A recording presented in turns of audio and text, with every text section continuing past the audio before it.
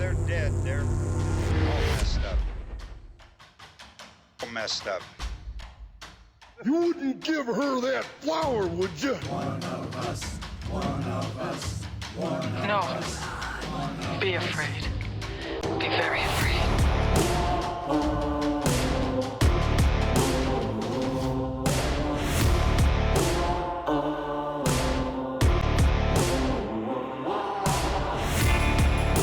The first scene I remember is Jerry Dandrige crashing through the window, catching it on AMC Fright Fest in the afternoon. It hooked me. Seeing it later in my high school studying film, it's just such a great vampire film. Yeah, it's phenomenal. That scene, by the way, it reminds me of like Jaws 3D when you see the scene of the shark just gravitating toward the camera. As a child, you didn't get how awful it was. That Jerry Dandrige one holds up way better. So I watched the documentary about it, and one of the things I was hoping to hear was that there were elements like, we're going to make this 3D.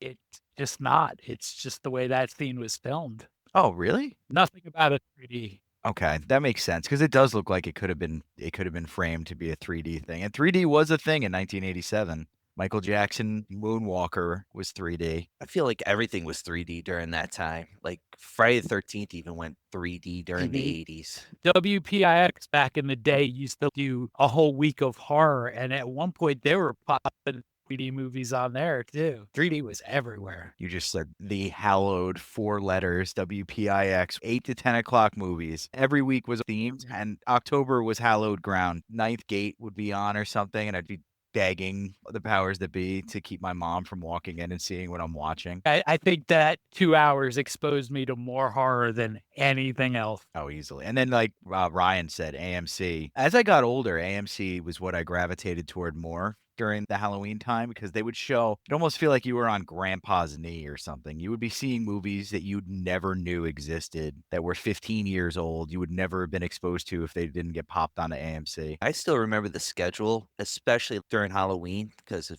31 days, Fright Fest. Awesome. Wake up at 6 a.m. and the bus would come at like 8 o'clock. I'd watch Puppet Master, Halloween 4, Halloween 5. My mom's like, what are you watching? Nothing. Don't worry about it. And it's just good memories. And Fright Night is one of those. They aired it because it was something that fans wanted to see. And that's when, I'll be honest, AMC was great because now it's like down to 15 days and it's just shitty movies. Yeah, I don't understand why they messed with it. Well, they integrated there was no slasher stuff and things like that in there back then. It was all demons and it was the classic stuff. And then they integrated sort of modern movies, I guess, into it a little bit more. I think they should have just kept running the same loop. If they ran the same loop that we were watching in 94, 95, 96, I guarantee you the viewership would go through the roof. I would wake up at 5 in the morning if they showed the sequel to The Omen. That's how I got introduced to that. Right before going to the bus, the guy falls through the lake. Great. I would imagine Fright Fest was doomed by the rise of streaming services. I imagine it also leads to something like Shudder, because Shudder is an AMC property. I did not know that. I didn't know that either. Very cool. Very cool. And Shudder, when I was thinking about it, I flop around trying to find these movies to watch, rewatch, and prepare for the episodes. John's the only one out of the 3 of us with a Shudder subscription? Yes, he is. Just like, come on, Amazon Prime. Nope. Come on, Netflix. Nope. Let's go Max. Nope. And I'm like, I gotta cancel these. I'm watching up. I don't want to give free plugs, but Shudder is the best bang for the buck too, because it's not expensive. You can give a free plug to Shudder. Yeah. Yeah, you can give a free plug to a golden thing. What, $5.99 a month? It's nothing. Hey, yeah, there's the option to get the whole year at a discounted price. It's a legit service. Do you have to watch commercials? No. Now, I might just give them my money just because they're not grinding at the lint in my pockets like everybody else. Oh, man, that's amazing. Every other thing I have, it's like $11.99, but you have to watch 15 commercials in one 20-minute episode. But anyway, enough complaining. Fright Night 1987 versus Fright Night 2011. Now, how do you compare anybody to Vampire Humperdinck? For those who don't know, it's Jerry Dandrige from The Princess Bride. In my multiverse, Fright Night is a sequel to The Princess Bride. Prince Humperdinck became Jerry Dandrige. Nice. And so how do we do it? Follow up. He does such a good job in the original Fright Night. I wouldn't even say his range. Like, it's not an example of an amazing range to go from Prince Humperdinck and his other stuff. He is in other horror movies. He's in The Corpse Bride, right? He voiced in The Corpse Bride. So horror is not a genre he's completely alienated from aside from Fright Night. I thought he did a great job in the original. Chris Sarandon is the perfect Jerry. He's got enough slick, cool sexiness to be believable without being top. He's the guy next door, not sexy Hollywood guy door. You got to hide your mom. God forbid he's like gardening or something like that. A little digging. Yeah, a little night digging. He's putting in the nightshades. He's very believable. And I think this is why he crushes that role. He's very believable as the dude whose dimples will distract your parents enough to believe him over you.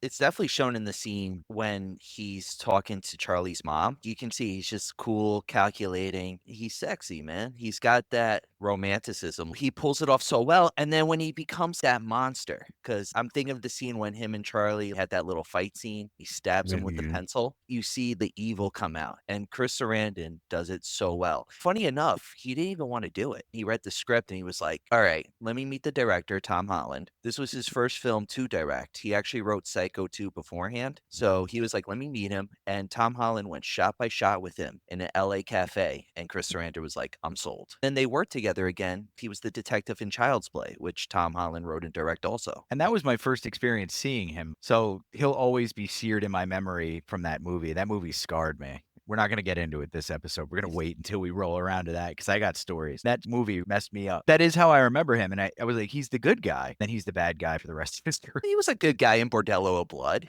Oh gosh. Was anybody a good guy in Bordello of Blood? Honestly, though, that's a good reference. Bordello of Blood's been a minute. It's the third best Tales from the Crypt movie. What's the first one? Yeah. Demon Night. For yeah, sure. Demon Night's good. Everything about Demon Night. Soundtrack, atmosphere, that movie is solid. The original Tales from the Crypt movie, which I don't think is terribly related to the series, is better. The 70s one? Yeah, that 70s one. That one was based on the EC comics, which is cool because it led to Stephen King and George A. Romero doing Creepshow. We need more adaptations of graphic novels and things like that. And I'm not talking about just Gaiman and Sandman, and people need to take more risks. Like those types of adaptations are gold. Yeah, they are. I just read Batman Arkham Asylum, Serious Place on a Serious Earth. Not even the art, but how the story is written and stuff. It's got like that Sandman vibe, that Gaiman vibe. And it just is like, it's so deep. There's more to it than meets the eye. Nice. More than meets the eye. Where have I heard that before, Ryan? So what are the redeeming qualities of the 2011 version of Fright Night that make it viable to put in the ring with the 1987 version? It's hard to compare because I love Colin Farrell. Colin Farrell is too steamy to be Jerry. He's too sexy. Believable as somebody who's going to live next door to some person. That's fair. They should have penguined him up a bit for the movie. They should have thought Yeah, ahead on that I one. think they went the opposite way and sexied him up more. Like his eyebrows are super thick and perfect, and he's well muscled, and everything about him is just way too perfect. They're yelling at the assistants, like, somebody get more oil for Colin's eyebrows. I thought he was just vicious through the characterization of him. I didn't like it. So opposite of what Chris Sarandon did. Because Chris Sarandon doing like the sexy part and the vicious part and blending it so well together. Colin Farrell, you can just see that viciousness, and there was like no difference. Ryan, that's where you believe he's a nice guy. Or you buy into what everybody else is seeing and why he's able to hide in plain sight so well. The Colin Farrell version doesn't pull that off remotely. Even when he's gardening, I'm just like, oh, this is cute. You want to tear their throats out. It's right in front of your face. Even if you compare the scenes to Evil Ed, when Chris Sarandon, Jerry Dandrige, turns Evil Ed into the vampire, you see the connection, you feel the emotion in the scene. And then with Colin Farrell and Christopher Mintz-Plasse, it's just there's no emotion, no connection. It's just like, I'm just going to turn you. And it's just like... Because they rushed it. In the original, you connect to Evil Ed before he gets turned. He's got the line, "You're so cool, Brewster." You have that emotional connection to Evil Ed. In the original, in the second one, he's done almost instantly. You don't connect to him ever. So I'm hearing there's an art form to making your comic foil ghoul, your Redfield, your Evil Ed, whomever from Buffy, played by Pee Wee Herman. That one's probably one of my favorites. That's a good one. Yeah, he's like the number 2 guy. You have to do almost the same thing you have to do with the lead vampire. You have to show the story behind the monster. That's what makes these roles so good. And even in one like Fright Night, which nobody would really, I don't think a lot of people would talk about it like this, where you're talking about Jerry's character as something you need to flush out, or Evil Ed, the way you described it, John. It's a little bit more art to it than just being able to smash it forward. And I think that's where these remakes fail. They're losing the thread. And maybe it's the age thing. Maybe it's they have forgotten to make this kind of movie right. But it's glossier. You lose the grit. If you read about the remake of Fright Night, it still has a comedy tag, but that's not really that version. There's a couple of Peter Vincent scenes that are amusing, but most of the comedy element is wiped out. Right. And you need that as well. That's, I mean, anything in the 80s that hits like these genre horror movies need that comedy edge, in my opinion. They can't just be like Cabin Fever, where it's a scary thing and there's lots of boobs everywhere. They're just cherry picking 2 ingredients out of a whole recipe that they need. No, I'm definitely with you. And like I said, I'm just going to circle back a little bit with the idea that the vampire trope in general, you have to humanize the monster in some way or have an Evil Ed. You can't just leave that concept of Frankenstein too. The journey to becoming the monster. With Jerry, you don't need that. The story is about the kid being in the face of evil and nobody believing him. That's where the real scare comes from. The idea that you see the looming threat and everybody's just giving their neck to it. You know what I mean? In this one, that's how they get around that. But I'm thinking of like, I don't know, like Let the Right One In is a good example of it. In Interview with a Vampire is a whole other aspect of it. But in Let the Right One In, the vampire's like reluctant to kill in a way, a little bit. And the kid wants to kill other people. That's an interesting one. Sorry, I'm going on a really weird tangent. Let's get back to Fright Night.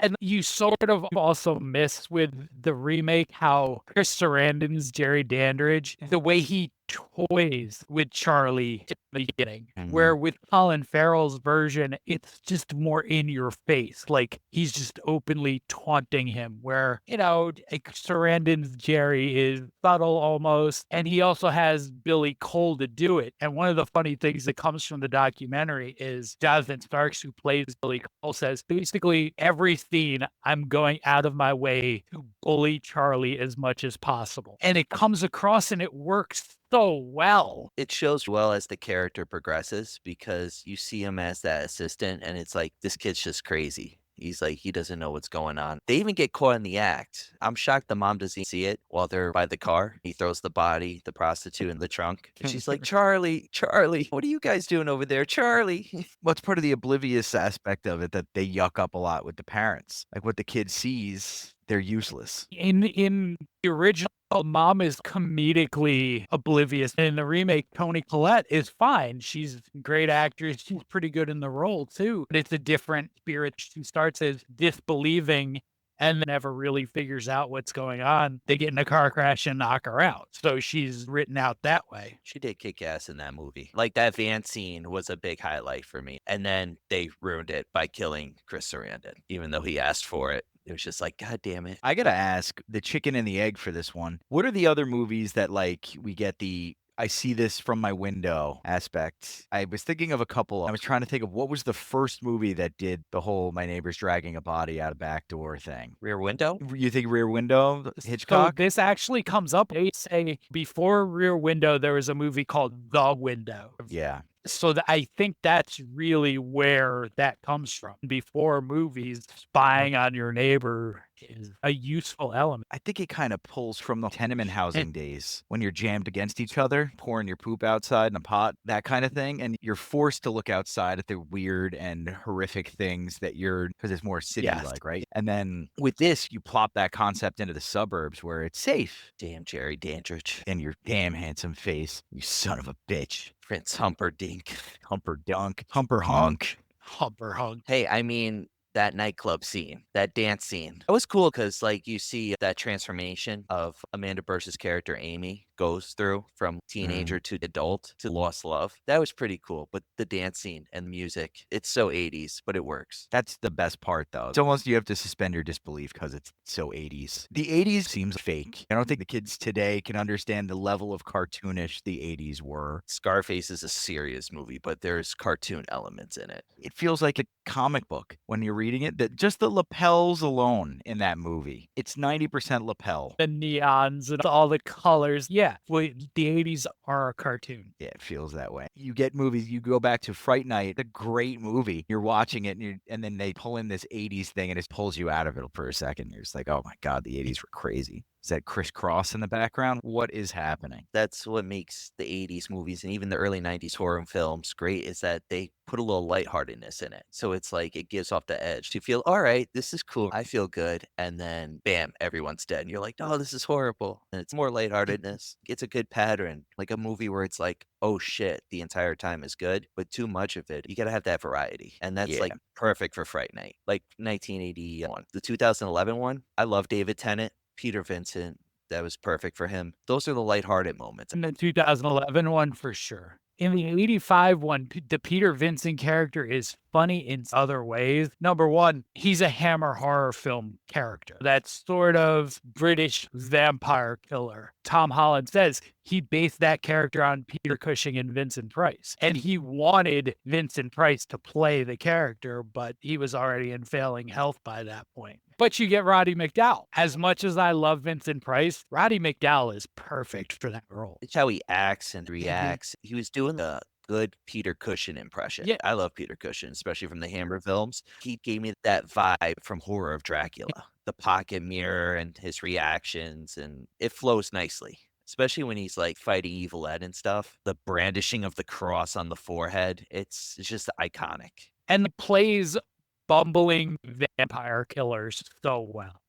Tell you how many times I've seen the original Fright Night. Dozens. They talked about this in the documentary, and I never noticed in the beginning to have the movie within the movie with Peter Vincent. He's going to stake the vampire. The stake is backwards. The dull end is the end he's going to hammer in. And they did that on purpose to add that cheese element to a movie within a movie. Like that attention to that kind of detail.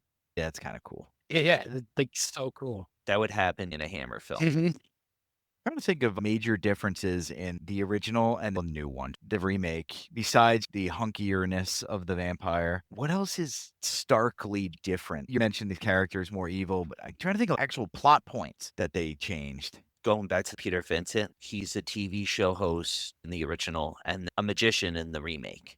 Two different elements. One. It's easier to get access to him. In the original, he just meets him out the studio. Hey, oh, you're a fan. In this one, Charlie has to be a reporter. He's got the fake newspaper thing and stuff, and he starts investigating it, which it's a nice little plot point too in it, because it leads to, in the remake, Peter Vincent, you learn his parents were killed by Jerry Dandrige. It's a nice circle. Yeah. But Peter Vincent from Peter Cushing to Chris Angel. I just want to see Chris Angel get killed by a vampire. Why'd you do this to me? Look, in the original, Peter Vincent is a fake. Yeah. It's revealed that he's a fake. He's an actor playing a role. With the remake Peter Vincent, the first time you see him, he's got long hair, piercings, and tattoos, and you're like, oh, that's a cool dude. And then, he gets in the room alone with Charlie. The hair comes off, piercings come out. It's completely fake. I do love the idea of Charlie showing up, and this is like an 80s thing. Just show up at the back door of the studio, and he's like emptying out his ashtray filled with cigarettes. He's like, oh, you're a fan? Whereas now you'd get jumped by 15 security for being a near celebrity. They take the glamour away from the low-level celebrity back then. The Magician versus Joe Bob Briggs. If you don't know what that is, I'm better than you. Not you two. I'm talking about the listeners. I already know you guys know Joe Bob. I'll tell Shudder more. Another reason is you get Joe Bob Briggs. You mentioned that once, and I should have just bit the bullet back then. But I think it'd be cool to ask Joe Bob Briggs for help with anything, too. Like a bully or a werewolf, and see what he does. He'd tell you to go fuck yourself. Magician versus television host. And there was another juicy tidbit, but one of you is probably going to reveal it later, so I'll leave that alone. About that character and the Fright Night show. I'm looking for a glimmer in your eyes.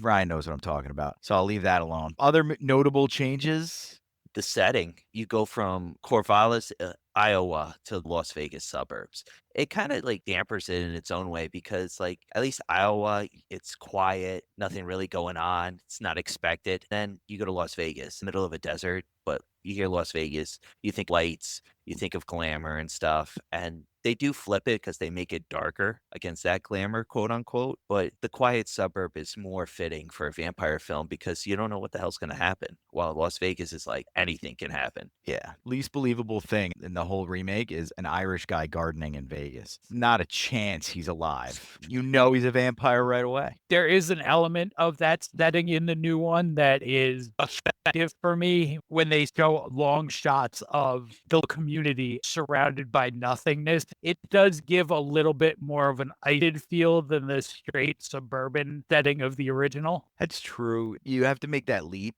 for the suburban feel to feel isolated because he's isolated even though surrounded by people. And that's what makes it scary. I'm a huge psychological horror guy. That stuff messes me up when you're like, you're drowning, but surrounded by people. It's another example of the new movie putting it in your face, whereas the original made you make that connection yourself. Yeah, that was also another change. In the remake, he's trying to create an army of vampires. But in the original, he's just killing anyone who he wants to kill. And he turns Ed, he turns Amy, but he's not trying to build an army. He's just lonely. The other one wants a cannibalistic army because they'll eat one another, according to the lore in the movie. Which is interesting. Gives you an idea like the narcissism behind being a vampire. You create friends, underlings. They're disposable. You move on to your next adventure. They're solo, isolated. There's no really digging out of that. That's why they play with their food. You get bored. It's true. They were coming out of the walls, the ground, dirt flying off. It's like he's controlling them. That scene wasn't bad. That was a pretty cool scene thinking about it as the sunlight's pouring in. But the original ending where the sunlight's coming in as they're breaking the glass, it's still iconic. Mm-hmm. One of the things where the weakness is so glaring, get him out into the light and he'll die. But he's also a superhuman, multi-century-old undead, way smarter than you. And you're also a kid. That's the best part, is that you're just a stupid kid getting yourself in the position to be able to break the glass and have the plan and all that. It's why the movie works. Well, it's one of the reasons. There's a lot of reasons the movie works. But, you know, like, how do you make it so the kid wins? And that's how they did it. They just make it easy for the kid to win because they make a simple escape route. That's what Tom Holland does. He makes it very simple. If you are in that situation and you're a kid, you can do that. Plus, Charlie watches Fright Night, the show Peter Vincent hosts in the original and the remake. He's watched all those horror movies, so he has that knowledge prior. That's why it works. Even when I first saw it when I was young, it works. That's a big difference in the two also is original Italy and his love of horror and that Fright Night franchise in particular that discovers the vampire first. In the remake, it's Ed. Ed is all over Jerry being a vampire way before. He drags Charlie in. I prefer Charlie dragging Ed into it. It's more clear because Charlie lives next door. He should see Jerry being a vampire instead of Ed stalking him. It's creepy. It's like, what are you doing? Oh, he's a vampire. What if he wasn't a vampire, Ed? All right? He's just a gardener planting potatoes. Gardener. Something to see here, folks. It's on the outskirts of Las Vegas. Right, where potatoes thrive. Yeah. What else was revealed in the documentary that blew you away? Two of the coolest things I got out of that documentary. One of the big questions I had watching the original is, do vampires really like apples that much? It's an apple through the movie. Why do you think he did that? Why do you think they went with the apple? I actually learned about that. So Tom Holland had each actor write a biography for the character before they started filming. Chris Sarandon wrote that in because he discovered that the majority of bats weren't vampiric, but they were fruit eating. So he thought it would be a nice twist to give his vampire based on bats a fruit as sort of like a crutch. So the apple comes from Chris Sarandon.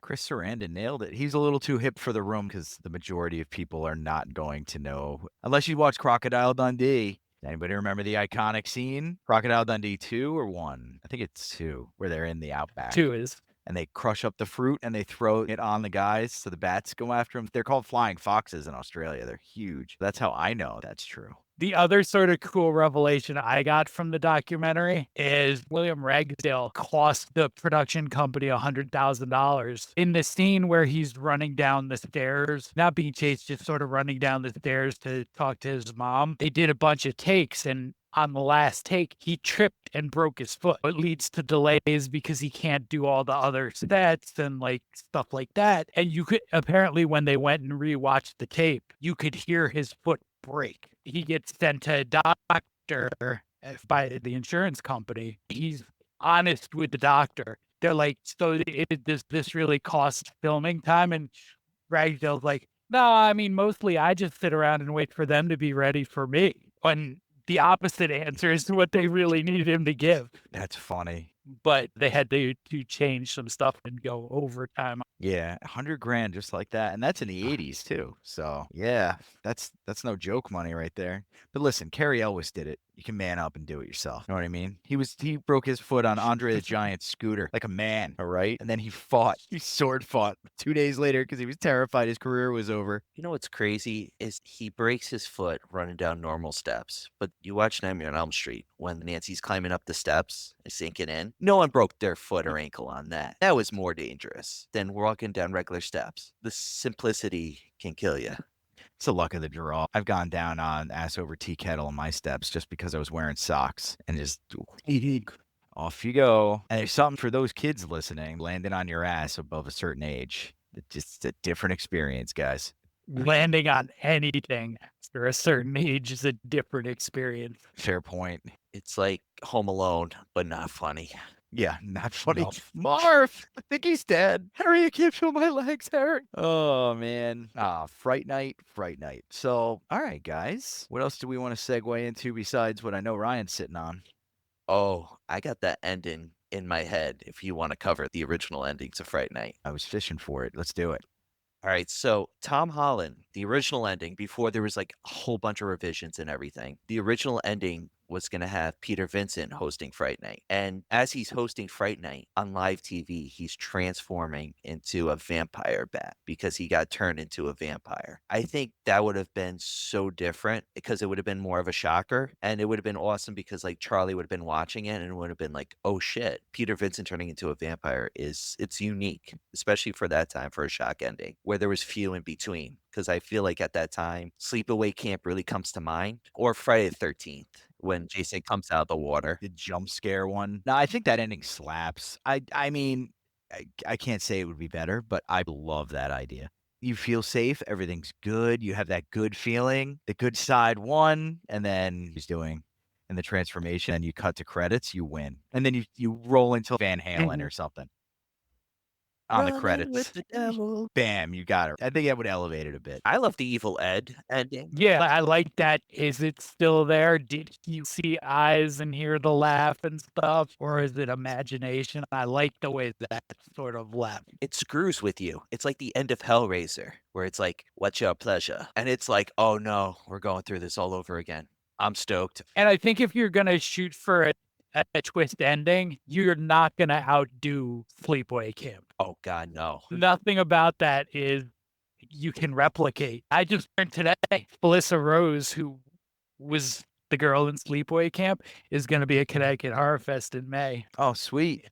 I need her to make the face if we take a picture, if I go. It's just like, why would you want her to smile? You want her to do the face. Yeah, absolutely. You know? Yeah. Do you know how many times she poses that way? A lot. Having done a few of the cons now and getting to watch the people up there for 2 days in a row, she's probably done it 10,000 times at this point. For sure. That's the great thing. They love it because they love the fans. That too. It probably gets sickening after a while, but then they revamp and do it again. Yeah. So that's the original ending to Fright Night, which John prefers the one they went with, which is good too, by the way. I'm not saying anything otherwise. It is good. But any other juicy little morsels or tidbits you guys want to go over before we roll into your fives? Yeah, so like there's a couple of things that struck me, like in the original, it's Peter Vincent to finally come around to the fact that he's a vampire is just his own self-importance and vanity. That he's like got his little pocket mirror out checking himself and he's like, oh, wait a minute, Jerry's not in the reflection. I thought that was a cool touch. Also, one of the things I thought the 2011 one did really well was sort of reinvent the vampire rules modernize them, not reinvent, where now you can't see a vampire on a video camera. I thought that was a really good touch to take it into a more modern setting. One of the things that would have ruined the original ending because they would have been recording on TV, right? That would have ruined it. But no, you're right. That's a huge one. If you're not going to show reflection, you wouldn't capture their image. Cool idea. And the other thing that struck me towards the end of the original, apparently, and they acknowledge this in the documentary, a woman gets turned into a vampire. She becomes sexier, her hair grows, and her boobs grow. That's scientifically proven. Yep. It happens in LA all the time. That wasn't happening to Marcy Darcy. That wasn't happening to Marcy Darcy. She didn't get the Botox breast implant vampire treatment. You just needed Bundy to walk in at that point. Marcy Darcy. That was another fun. Spotting her again was awesome. I can't remember his name. Her husband from the later seasons is in the show Shrinking that my wife and I watch, and it's hilarious to see him acting again. He's amazing too in the show. He's just perfect. He plays a guy named Derek. But anyway, you remember the first husband was Steve. Second husband's name I can't remember now. He was the guy who had this series of TV shows that failed. I always confuse him with the guy from, he's not the guy from Scrubs, but their names are similar. Dr. Cox? No, the janitor. Jefferson Millhouse Darcy. Jefferson's, the guy's name is Ted McGinley. Ted McGinley. It's funny.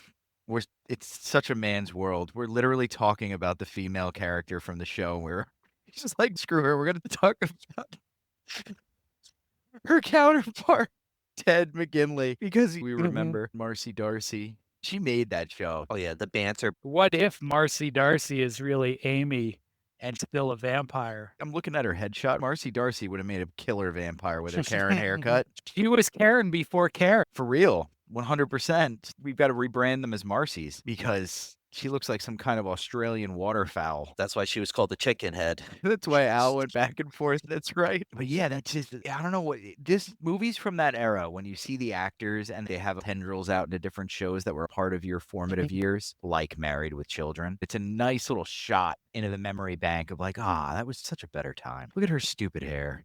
What a bitch she was in that. Let him go to the strip club. He's a shoe salesman, for Christ's sake, Marcy. Who plays her character in the remake? Imogen Poots. Oh, God. She's okay in Outer Range. That's Imogen Poots? Yep. She was in Green Room, too. With Van Yeltsin. That's why I don't recognize her. She looks about 5 years old in that movie. Maybe Imogen Poots gets it done as far as acting goes. She can stand on the same stage as Thanos and get the job done. Josh Brolin, for those who don't know my weird way of talking. That's an interesting swap out, though. Another one, like Colin Farrell, Imogen Poots. And that's why I will say her name like that forever. Your last name is the same as a soft fart. I had to Google the name just because I was afraid I would think Putin like pot or something. I want to call her a fart. That's the pronunciations. Poot. God. To continue on Billy Cole, I do feel he added more. And it goes back to our first episode where there needs to be a Renfield character. Colin Farrell's Jerry Dandrige, he's a powerful vampire. But if they included that Renfield style character, Billy Cole, it could have made it a little more lighthearted on the viciousness of Jerry Dandrige. Like Evil Ed doesn't even, Christopher Mintz-Plasse, he doesn't even do it justice to make it comedy. It's just like, oh, it's just McLovin. Where's your ID? And that's another cancer of these times. The way they cast things is who's hot right now? Let's get the kid from Superbad. The fat one? No, the one who shits his pants when girls talk to him. Should have gotten Michael Cera. That would have been a little bit better. He would have been better in that role. He's well hated, though. Lots of people just love to shit on Michael Cera for some reason. Well, actually, I can imagine there's plenty of reasons. I liked him in Juno. He's crushed that role. He plays himself, but still, I don't get the Michael Cera hate. That's part of the hate for him is he's playing himself. Such a kooky character, Michael Cera. It works. Jonah Hill branched out. He's definitely been in some character roles.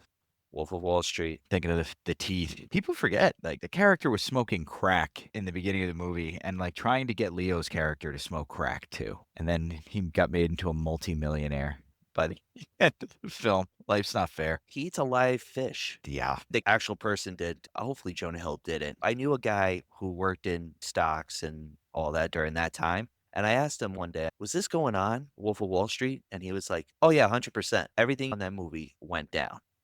Like, if you've seen The Wolf of Wall Street, a lot of that stuff did happen. There's a megalomania to that time period in the stock market, I should say, not like in the exchange, but being in those office buildings. That was a wonderful time to be a debaucherous asshole. True. Or you become Patrick Bateman. He was ranked one of the least believable psychopaths, around the same level as Hannibal Lecter. What's his name? Sugar from No Country for Old Men was the number one. That's one where you're like, yep, I get it. We should do an episode on that list. That would be fun. These guys are going to roll into their top fives. I don't know their top five lists this week. They're different again. Are they different Yeah. again? What did you go with? I went with movies in the same realm of Fright Night 1985. So if you love Fright Night, the original one, these are, and the 2011 one, if you like the 2011 one. I have 2 movie recommendations for that, as well as 3 for 1985, because the 85 is better. Mine's very different. I'm curious on that. So for the 2011 one, I recommend first Night Teeth, which is about like an Uber driver driving around these 2 females around the city. They're having a good time. And then he finds out as they're feeding that they're vampires, and they take him hostage and kind of force him to do their bidding. There's that one, as well as Day Shift, which stars Jamie Foxx, as well as Dave Franco, who was in the 2011 Fright Night. They're vampire hunters. I've seen a little bit of it. It's very entertaining. It's funny. Jamie Foxx he's good in it. He's a good vampire hunter. And there's an appearance from Snoop Dogg, which is awesome. He's a vampire hunter. Great cameo, and he kicks ass. Snoop I just Doggy got a Dogg. great idea for Martha Stewart and Snoop Dogg. Instead of baking muffins for him, he has to kill her for society to continue, because she's the queen vampire. You can't just stake her through the heart. That's not going to work this time. We got to find another way. Sunlight, a lot of sunlight. You gotta throw her in the sun.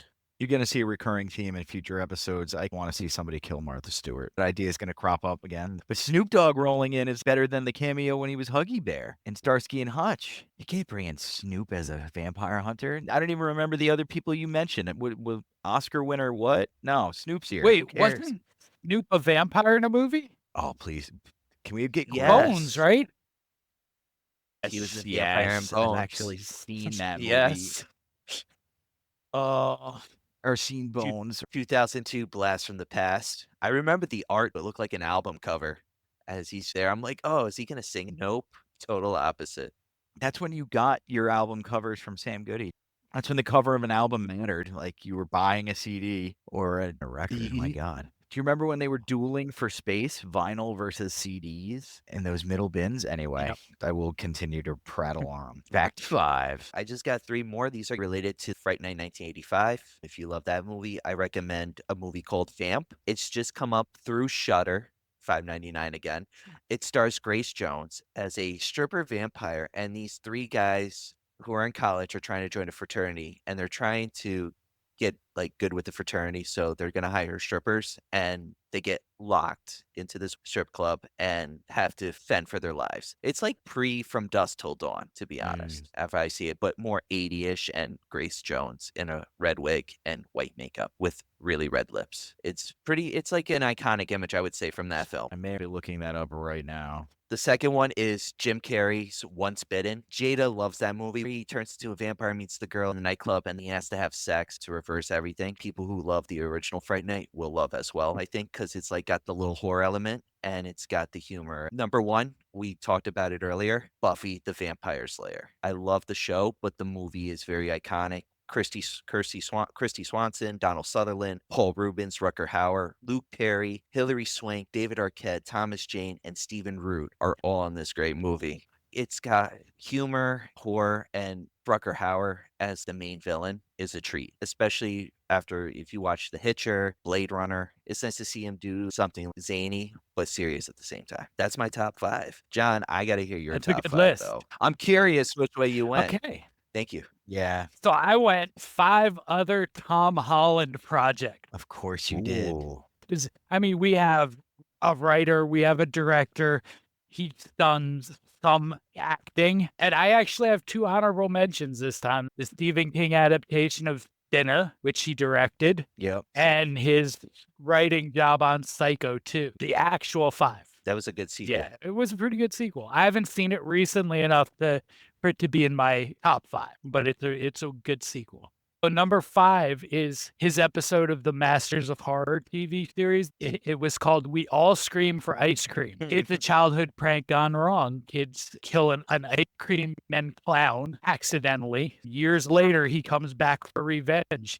It's probably the meltiest thing that's ever been on TV. My number 4 is Class of 1984, sort of biographical at this point. A new teacher versus a gang of punks in a rough school with Roddy McDowall and a young Michael J. Fox. My number 2, Cloak and Dagger, which he wrote, starring Henry Thomas and Dabney Coleman. It's like this regular kid and his imaginary friend accidentally stumble on equipment that spies are after, and it turns into this whole like spy movie. It's a nice nostalgic movie. Number 2, I went with Digging Up the Marrow, which he acts in as himself, but it's an Adam Green mockumentary about monsters, cinematic monsters, and a man played by Ray Wise who believes that they're real in the earth and knows how to find them. He leads the crew on a quest to find monsters. Number 1 is Child's Play. Really like that. Child's Play is number 1. It's back. I can't wait to get to that episode. I just can't wait. Child's Play got perverted into kiddie movies. They got ruined. The original Child's Play is scary. Oh, yeah. And it's the first 40 minutes before they reveal him. You know when he's skulking around, he can't see him. Chucky, I'm talking about. The little footprints, a flower. Yes. The knife they gave that thing, diabolical, those bastards. That movie fucked me up. I was so young. That was on my mother. I saw so many things I shouldn't have before I was 10. Child's Play was around when I was 4 or 5. I was probably younger than Daniel when I saw Child's Play. It's got child in the movie, so it's okay for children. Yeah, I think that was their reasoning. I remember I was with my family and they were like, let's rent Boogie Nights. I love the 70s. And I made it about 20 minutes into it. I was like, I'm going to leave now. Heather Graham is gorgeous, but she did just take off her clothes in front of my grandma. I think I'm out of here. Child's Play was a masterpiece, but I always do find it interesting to see the connection between an actor and a director, and Humperdinck is in both films. One thing I want to point out about Tom Holland is his local ties. He was born in Poughkeepsie. Yeah. Went to Ossining High School. Oh, cool. Wow. So like he's local. Is he He's still with us. I don't know if he lives in this area anymore. No, I didn't mean dead. I didn't Tim Curry him. I just wonder if he still lives around here. I don't. Rest in peace, Tim. Yeah, hopefully. That would be cool if we ran into him. That would be awesome. And you would recognize him too. Absolutely. Wouldn't it be neat if he just randomly decided to go to Connecticut Horror Fest and was walking around? But they don't do that sort of thing. Those are Bill Murray stories almost exclusively. You know who used to be a story like that is Grandpa Munster, Al Lewis. Met So him. did multiple times. He'd just go in Manhattan and then somewhere. He was everywhere all the time. He connected with people really well. I met him at a car show out of makeup. He was just there to see cars. I was 11 or 12. My mom goes, "Oh my God, that's what from the Munsters." He turned around and started fucking with us because she didn't remember his name. He was a cool guy. He's a funny old man. That's a good reference. Child's Play. All right. Local legend. Well, that's Xenomania episode 5 on Fright Night 1985 and Fright Night 2011. Hope you enjoyed, and we're going to catch you next time. Next episode's going to be not on Child's Play. What's it going to be on, boys? Fright Night. Fright Night Huge. 2. There's a big curveball for everybody, but there's continuity. Hooray. Take it easy, everybody. They- Be very